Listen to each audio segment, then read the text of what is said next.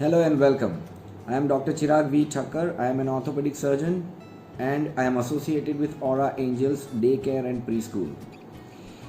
On this occasion of International Women's Day, I would love to congratulate every woman on earth, every working woman, every homemaker who works so hard to make us all very proud. If there are no women, men will be useless. So yes, let's talk about some health related orthopedic subject which I want to discuss with you people right now. Young working women, young mommies have got a race to run.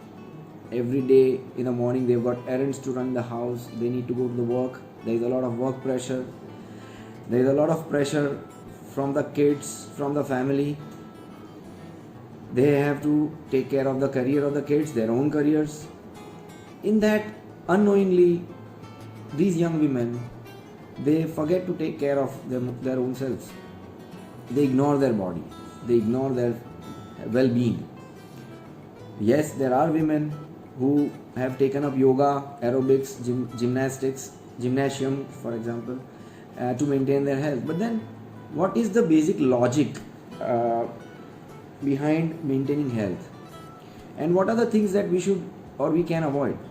So there are certain food habits which a young woman should follow so that it doesn't cause problems in future. For example, we should not be encouraging food habits and food which contain more of oil or ghee. That reduces the content of fat in our diet, that helps us maintain our weight and the health of our arteries and heart. I see a lot of women coming to me with knee pain, obesity, low backache. Why? Low backache is because when we run around our kids, we have to feed our kids, we need to make them sleep, we take bad postures during that time. The woman, the mother takes bad postures.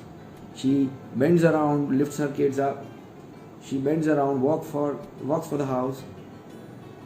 So unknowingly she has a sore back. The back becomes sore, and that is not recommended. We should not be doing that jerky movements. So you should avoid that. We should avoid that. Knee pain. Why? Some women start running, jogging, they walk, and they forget to do the warm-up exercise. So we need to do a warm-up exercise, stretching of each and every muscle which we are going to exercise then after. Going to the gym, only going to the gym is not going to help. Pre-habilitation means when you are going to exercise for a particular muscle, for example biceps or triceps, you need to stretch them first and then you need to lift weights. So that has to be taken care of. You need to counsel with your gym instructor. Similarly, you need to counsel with a diet expert for your diet. Every body is different and every body needs a different kind of diet.